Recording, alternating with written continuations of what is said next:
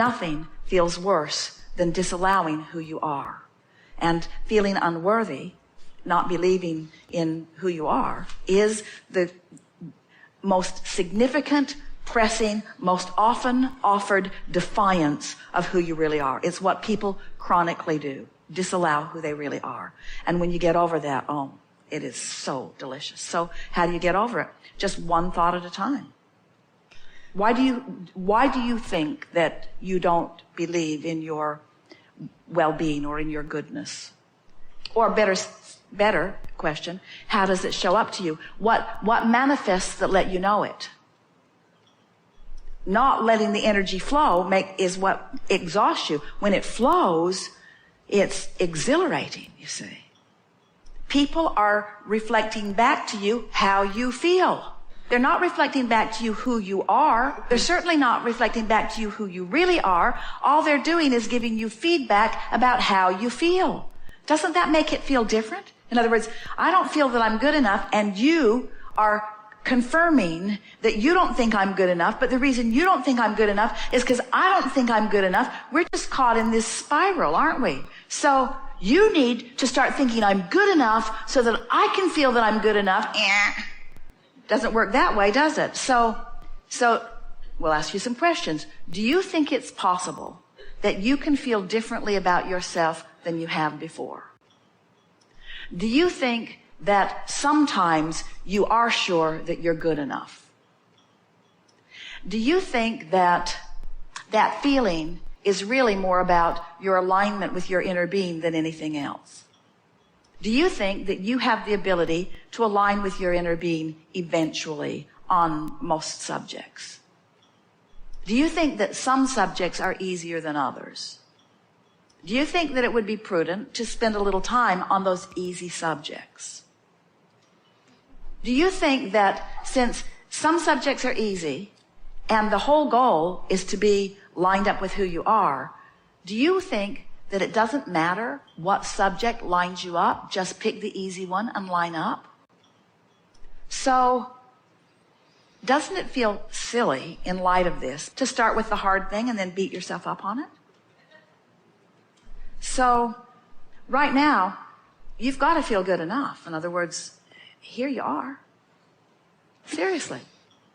I've been saying for a long while, when you, rather than wanting to have love shined at you, if instead you're loving, it feels the same. Because whether you're being loved and it's reflecting back through you, or whether you're loving, it feels the same. That's what you're seeking, you see. People are wanting to be loved. Everyone wants to be loved. Because when someone holds you as their object of attention and they're in sync with this source energy, oh, it feels so good as it floods all over you. And then you want it all the time. But to be dependent upon someone else to flood it to you, then sometimes they go to work, or sometimes they give their attention to something else, and then you feel like a puppet that someone has let go of the strings. Because who you really are and what you really know is in complete confidence and acknowledgement of the wholeness that is you. And when you deviate from that thought, it feels awful. In other words, everything that you feel in any moment is only about how true to yourself you're being or not, how much of who you are allowing or not. And there are so many reasons that people find to disallow. Many people stand, let's just take the subject of physical well-being. Many people stand in a place where they either have strong fear that something might go wrong, or a determination that they're going to hold it away. And in either case, that's resistance. But when you reach this place where you're not pushing against anything, but instead trusting that whatever comes you can line up with, that anything that needs to be healed will send a rocket of expansion that is delicious when you allow yourself to receive it fully. The attention to what needs to be healed holds you in the vibration that disallows it, where the very fact that something needs to be healed has put a solution to which we are giving our undivided attention. So the very word something needs to be healed is just addressing the vibrational gap between what's really going on and what you're letting go on. The problem or the sickness or the thing that needs to be healed has a solution or a wellness or an expansion counterpart. And so the solution is so viable and so wanted and so important, but cannot really exist without the problem. So the key is to let life create the solution and then line up with it as consistently and completely as you can. And what everyone will tell you who has ever passed through an uncomfortable situation is that once they find the solution, it was always worth the problem. And big solutions make big problems even worth it. Although while you're standing in the problem seeking the healing, it doesn't seem that way, you see. It doesn't matter what a situation is, it can be aligned. In fact, the more uncomfortable something is, the bigger and brighter the solution is. When a solution is really big and bright, then there is more possibility for movement on it. This too shall pass. There are all kinds of resources that are available. I don't have to address this specific subject in this specific way. I'm feeling the ease of my general focus. I like feeling that I can control the way I feel by focusing my thought. It is satisfying to me to realize that just by talking to myself and focusing in the way that I am, or that I can at any time, that I can relieve discomfort and come into a better feeling place. It is satisfying to me to realize that the way I feel is about my focus, not about any specific situation. The situation isn't the reason I feel this way. My focus is the reason I feel this way. Because my focus is the reason I feel this way, then it is never necessary for me to ever feel bad because I always have the ability to focus. I have the ability to bring myself relief. I have the ability to bring myself into alignment regardless of what is. I have the ability to bring myself in alignment regardless of any manifestation that may be temporarily showing itself. I have the ability to bring myself into alignment because I know about the laws of the universe. I have the ability to cause myself to feel better because I have the ability to focus my mind.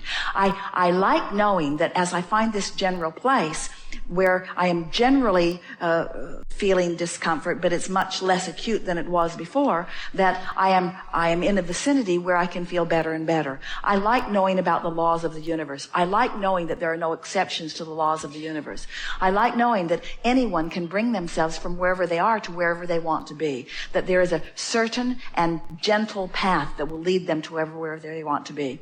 I like the idea that by knowing what I don't want, I know more clearly what I do want. I like the idea of solutions being born out of problems, and I like the idea of me or anyone reclaiming the solution that they are looking for.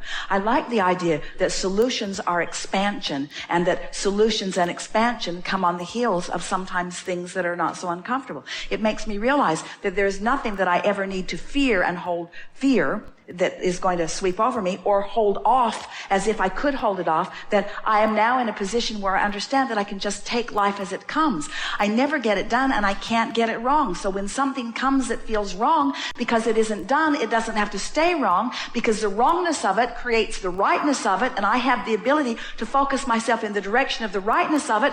So I have the ability to be weller or righter or feeling better than I ever was before the wrongness came.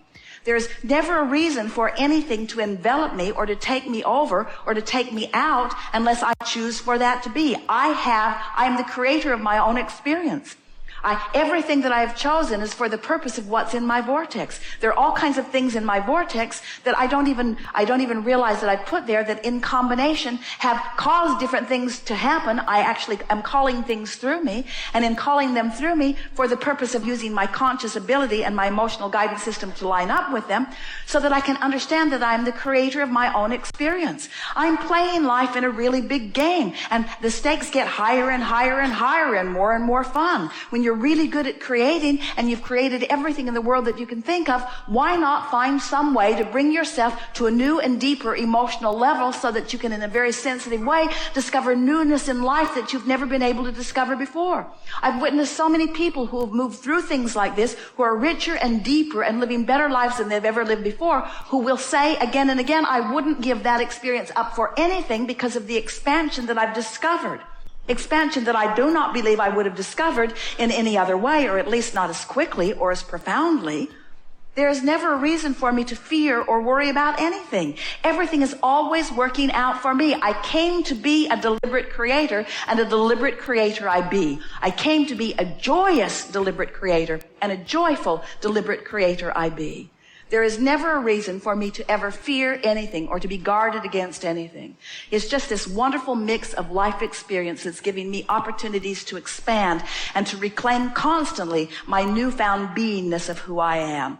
I embrace life in all of its contrast because I know in all of it there is only joyful expansion that has been set up for me. When you get tuned in to who you are and you're looking out at the world, your appreciation of others is palpable. And the inspiration to offer the words is too.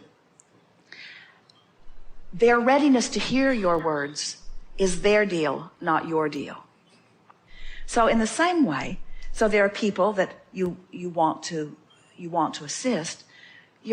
What you want to do is let the soothing flow through you, to let the appreciation flow through you. The fastest way to help anybody, no matter what, is to find some aspect of them that you can genuinely appreciate. When you say, Abraham, what's the thing that could be most appreciated in this moment or in this moment or in this moment? We say, now you are assisting with healing. You feel the difference? Appreciation is your tool. In order for you to appreciate, you have to be in the vortex, hooked to the stream where you've got something to give. So it's a sort of circular thing that's going on. If you're determined to appreciate, then you're determined to be in the vortex. And when you're in the vortex, you've got something to give. But if you're a servant that's wanting to heal, now you're looking for a problem, you find a problem, you're not in the vortex, you can't help it. So looking for things to appreciate. So your work is to find anything in your vicinity or in your recent or distant past, anything that you can appreciate. Anything that you can appreciate. Everybody has a vortex. Everybody has a vibrational relationship to the vortex. And you can't, this is the thing that Esther's just figuring out. She can't ask Barbara to fix something so that she can feel better. Barbara can't give it to her. Karen can't give it to her. Mark can't give it to her. Mike can't give it to her. All these lovely people that are around, all they can do is move things around. Maybe distract her, but they can't. In other words, it's not their job to soothe Esther, and it's not your job to soothe anybody else. You live through the clarity of your example, you see. And so when you have a desire to tune into who you are, and you do it on a really regular basis, then it's like you can't give alignment to anyone else. You can just confirm their alignment or their misalignment. And if you're aligned and they're not, they can't find you. And for you to find them, you got to be out of alignment, and then you can't help them. Isn't this interesting? This business of service is so interesting because the people that you seek to serve are on a different wavelength than you are when you're in alignment. And so it's just your personal inside job. People say, oh, Abraham, you teach selfishness. We say, yes, we do. You've got to be selfish enough to find your alignment, and then those ready for you will show up. So then someone tentative, someone dealing with an issue, someone out there in a sort of maybe in, maybe not in, maybe not in, rendezvous with you, and because of your alignment, they get a whiff of it and they feel aligned. And then words come out of your mouth that confirm the value that you see in them.